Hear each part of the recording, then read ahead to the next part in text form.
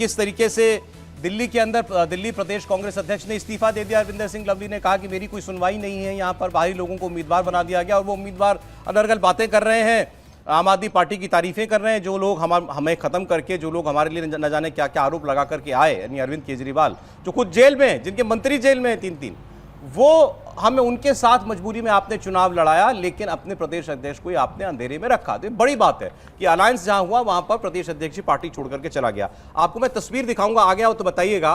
कन्हैया कुमार जो अरविंदर सिंह लवली के पार्टी छोड़ने की एक बड़ी वजह बने हैं, कन्हैया कुमार दिल्ली में अपना एक कार्यालय खोल रहे थे और कार्यालय जब वो खोल रहे थे तो उस वक्त उनका विरोध करने के लिए कांग्रेस ही पहुंच गए।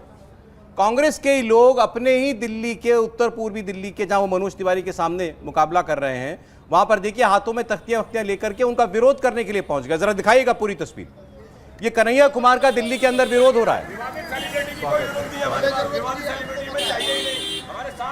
कांग्रेस से है, कांग्रेस के सारे वर्कर हैं सर, ये बूथ लेवल के वर्कर हैं सारे के सारे। तो आज तो आपके अध्यक्ष भी इस्तीफा दे चुके हैं। इसलिए हमने 35 विधायक इस्तीफे की तैयारी में। देखिए ये लोग भी वही बातें कह रहे हैं कि आप बाहर से किसी को उम्मीदवार बना करके ले आए हैं, हमारा कार्यकर्ता कहाँ है, हमारे वर्कर तो है नहीं है।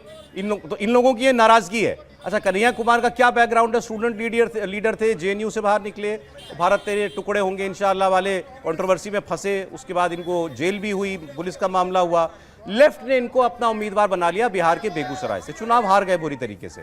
उसके बाद ये कांग्रेस पार्टी के साथ जुड़ गए और कांग्रेस पार्टी में ये इतने जुड़ गए कि राहुल गांधी के खासम खास हो गए। राहुल गांधी की भारत जोड़ो यात्रा, उसमें जो पदयात्री पूरा राहुल गांधी के साथ पूरा चक्कर जिन्होंने लगाया था, उसमें से एक ये थे, मतलब हर वक्त उनके साथ रहने वाले। अब उनको दिल्ली में टिकट दे दिया गया, अब उन्हीं का ये विरोध हो रहा है। सोचिए, पार्टी का उम्मीदवार प्रचार करे कि अपने लोगों को मनाए और समझाए, और अभी हम बात कर रहे हैं तभी तस्वीर आई है ये। हर्षवर्धन जी देखिए, सचमुच ये मतलब इस पे कई बार लगता है ना कि हम लोग इतनी तरह की बातें, इतने तरह का विश्लेषण करते हैं, लेकिन अब इस पे कौन सा विश्लेषण आप करिए? क्या सचमुच मतलब कुछ समझ ही नहीं। आप ये कह रहे हैं कि वो कम्युनिस्ट नेता थे और वहाँ चले गए, भारत तेरे टुकड़े होंगे, वो वाली कंट्रोवर्सी में नहीं फंसे। बाकायदा उनके बयान हैं कि कश्मीर में सेना वो महिलाओं का बलात्कार करती है, उनका बयान है कि शहीद वो नक्सली हैं, और अभी तो सुप्रिया श्रीनेत ने भी एक प्रेस कॉन्फ्रेंस में बोल ही दिया था। तो मैं समझ सचमुच नहीं पा रहा हूं कि वो कांग्रेस, और जिस कांग्रेस को आप महात्मा गांधी की कांग्रेस कहते हैं, जिस कांग्रेस को इंदिरा गांधी की कांग्रेस कहते हैं, जिस कांग्रेस को लाल बाल पाल की कांग्रेस कहा जाता है, जिस कांग्रेस के नेताओं के बारे में ये कहा जाता था एक समय में कि वो तो हिंदू पार्टी के तौर पर थे जब मुस्लिम लीग उनके सामने थी, और आज सोचिए कि वो पार्टी कहां पहुंच गई है, इतना क्षरण।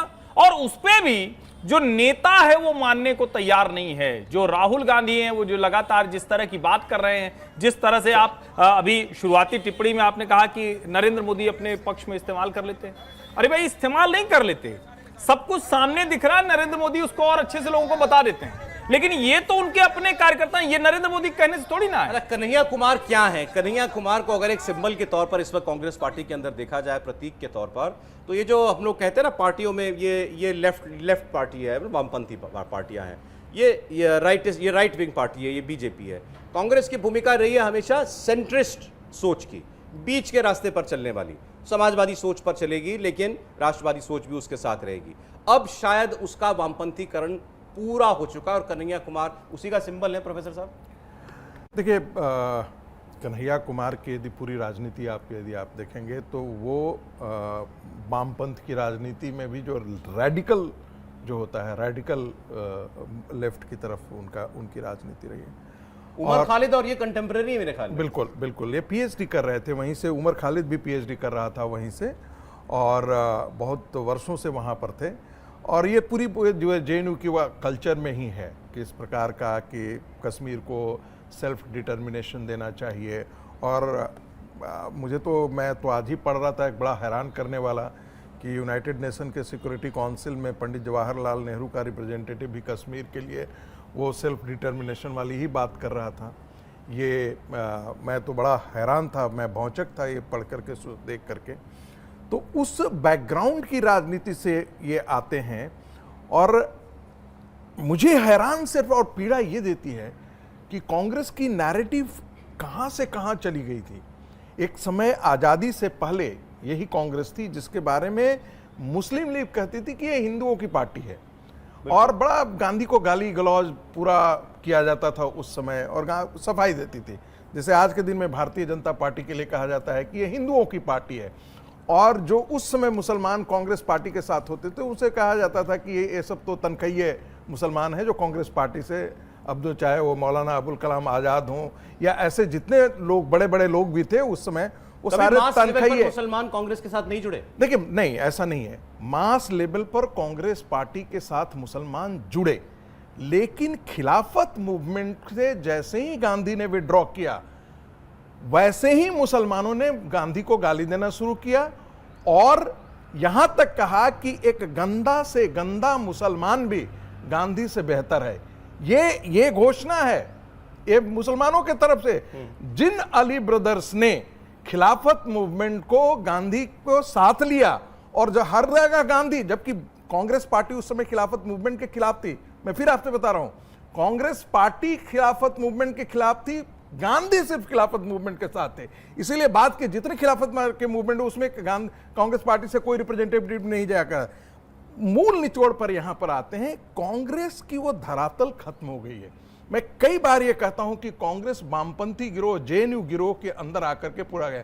मुझे कांग्रेस के एक इंटेलेक्चुअल सेल के ने बताया कि संगीत जी, जब मुझे बड़ी दुख होता है, हम लोगों ने 30 साल से कांग्रेस की सेवा की है, और जब मैं वहां जाता हूं तो लगता है 1 2 3 4 5 सारे वामपंथी लोग जो हैं वही सलाहकार मंडली में बैठे होते हैं, तो हम लोगों को जिससे कुफ्र होती है, घुटन सी होने लगी है, और कई उन लोगों ने छोड़ करके आम आदमी पार्टी ज्वाइन कर लिया। ये मैं आपको ऑन रिकॉर्ड बता रहा हूं कि उन लोगों ने छोड़ करके कांग्रेस पार्टी, और कहा कि यार ये तो यहां तो हम लोगों के लिए अब जगह ही नहीं बची हुई है।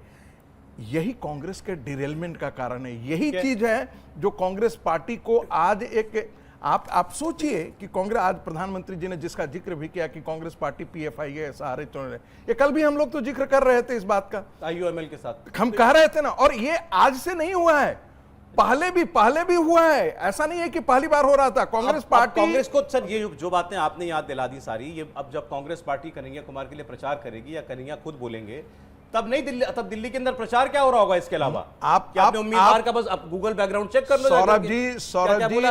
सौरभ जी यकीन मानिए, कांग्रेस पार्टी कोई प्रचार करने नहीं जा रही है कन्हैया कुमार के।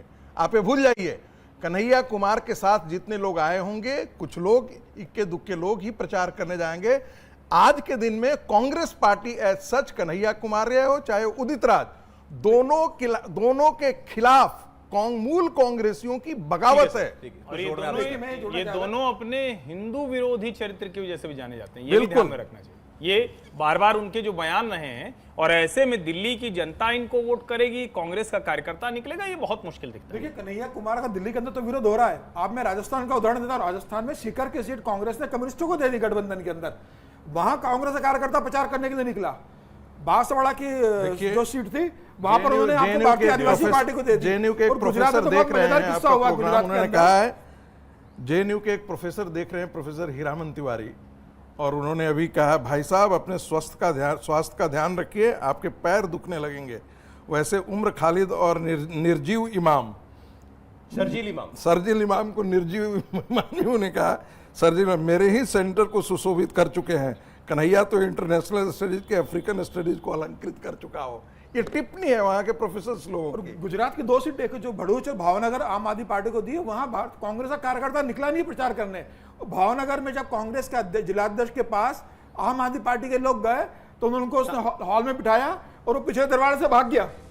अच्छा, भावनगर के अंदर पूरा परिवार गायब हो गया कि हमें प्रचार नहीं करना आम आदमी पार्टी का। मतलब ये तो स्थिति है। भरूच में प्रचार नहीं कर रहे हैं, भावनगर में प्रचार नहीं कर रहे हैं। सीकर आपने कम्युनिस्ट पार्टी को गठबंधन में दे दी, वहां कांग्रेस के कार्यकर्ता दिल्ली में पता नहीं कैसा प्रचार होगा दोनों पार्टियों के बीच में। मध्य प्रदेश में आपने सीट दे दी, खजुराहो सीट, वहां कांग्रेस के कार्यकर्ता नाराज थे। तो पूरे देश के अंदर कांग्रेस अपने सहयोगियों को सीटें दे रही है और खुद ऐसे उम्मीदवारों को लाके टिकट दे रही है जहां पार्टी के कार्यकर्ता उसका विरोध कर रहे हैं। ठीक है। अरे इससे एक बात याद आई, कल संजय निरुपम ने ये बात कही थी कि भाई कांग्रेस पार्टी कितनी सीटों पर चुनाव लड़ रही है इस बार? 300 से कम सीटों पर चुनाव लड़ रही है। 323 शायद सबसे कम सीटों पर चुनाव आज तक के इतिहास में सबसे कम सीटों पर चुनाव लड़ रही है कांग्रेस पार्टी। ये वैसी ही स्थिति है जो एक समय भारतीय जनसंघ का हुआ करता था कि उनको कैंडिडेट नहीं मिलते थे और भारतीय जनसंघ 248 268 ऐसे शुरुआत कांग्रेस की थी। सबसे कम सीटों पर चुनाव लड़ रही है उस दौर में जहां उसका स्ट्राइक रेट सबसे कम है। मतलब कितनी 10% का स्ट्राइक 10% या स्ट्राइक रेट 10% के स्ट्राइक रेट से वो अगर चुनाव लड़ती आ रही है, तो आप इस पर क्या उम्मीद करते हैं? ज्यादातर सीटों पर उसकी वही है जहां उसका सीधे सीधे बीजेपी से मुकाबला है। उत्तर भारत तो पूरा ही ऐसा है। देखिए, कांग्रेस की स्थिति तो हम जानते ही हैं कि कांग्रेस की स्थिति खराब है। अब कांग्रेस को बेस्ट जो है पॉसिबल वे में चुनाव लड़ना है। अब महाराष्ट्र की बात कर लेंगे तो महाराष्ट्र में उसको बाकी लोगों को अकोमोडेट करना है, पर बाकी लोग उसको अकोमोडेट नहीं करने के लिए तैयार हैं। आप पश्चिम बंगाल की बात कर लें तो ममता बनर्जी का आपके सामने ही है, उन्होंने मना कर दिया। आप उत्तर प्रदेश में जो स्ट्रगल रहा, तो सीटें मिल गई 17, लेकिन जो स्ट्रगल रहा उसमें 17 सीटों से ज़्यादा तो उनको देने के लिए तैयार नहीं थे अखिलेश यादव। तो ये सारा चीज़ें लालू ने दबा लिया। तो कांग्रेस के लिए वैसे भी स्थितियां खराब है, और कांग्रेस में ये भी बातें आई कि अपने लीडर भी कोई उत्सुक नहीं है चुनाव लड़ने के लिए। वो आप सारे स्टेट्स में देखेंगे तो लोग अपने जो बड़े नेता हैं वो भी चुनाव नहीं लड़ना चाहते, और अगर आपने जबरदस्ती किसी को दे दिया है तो वो सल्क भी कर रहे हैं कि अच्छा मुझे दे दिया, मैं कैसे चुनाव लड़ूं।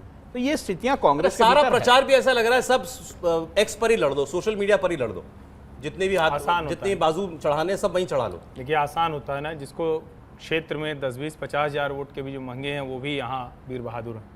और आप कांग्रेस के बारे में तो ये बार बार सुन रहे हैं, भीतर से सुन रहे हैं ना। जैसे भारतीय जनता पार्टी में आप कह सकते हैं कि नरेंद्र मोदी, अमित शाह एकदम डिक्टेटरशिप चलाते हैं, जो वो कहते हैं वही होता है। लेकिन जब वो कहते हैं वो होता है, तो अमित शाह के बारे में ये कहा जाता है ना कि जिस उत्तर प्रदेश में भारतीय जनता पार्टी 10 सीटों वाली पार्टी हुआ करती थी, लोकसभा के लिहाज से कह रहा हूँ, उस पार्टी को उन्होंने 71 सीटों वाली बना दिया। वो पकड़ लेते कि अच्छा भाई तुम ठीक है, ये इस सीट पर ये लड़ेगा, वहां उनकी तानाशाही दिखती है। आप अगर शब्द तानाशाही यूज करेंगे, नहीं हम तय करेंगे, टर्म डिक्टेट करेंगे, लेकिन यहां क्या होता है, यहां की तानाशाही वो है जिसको टिकट दिया वो हारना तय है उसका, जिसको टिकट दिया जमानत जब्त होना तय है। तो भैया राजनीति में, डेमोक्रेसी में अगर आप सहमति की बात करते हैं तो उसमें जनता किसको चुन के ले आ रही है, अगर आप उसको टिकट दे लेते हैं, सिलेक्शन ऑफ कैंडिडेट कर लेते हैं, तो वो बहुत बड़ी चीज होती है।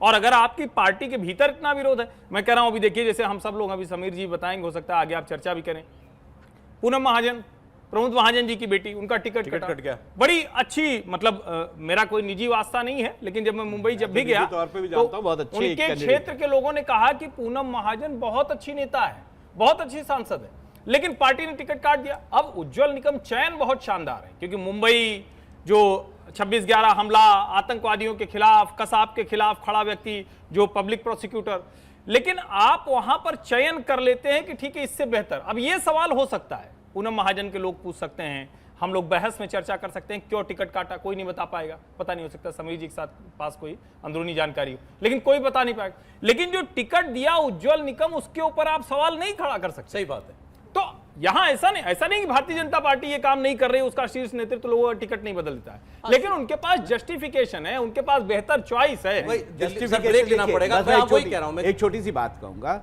ये पूरी तरह से जस्टिफाइड तो कोई भी चीज नहीं है। अगर आप बीजेपी की बात करेंगे तो बीजेपी के भीतर भी इस चीजों का विरोध है कि आपने बाकी पार्टियों से आए लोगों को टिकट दिए। सर नहीं, सही है, ये बात क्यों है कि आप किसी को विरोध है, होता है विरोध, लेकिन हम जिसको उम्मीदवारी दे दी उसके पीछे गिनाने के लिए तर्क तो होता ना, भाई इसीलिए दिया।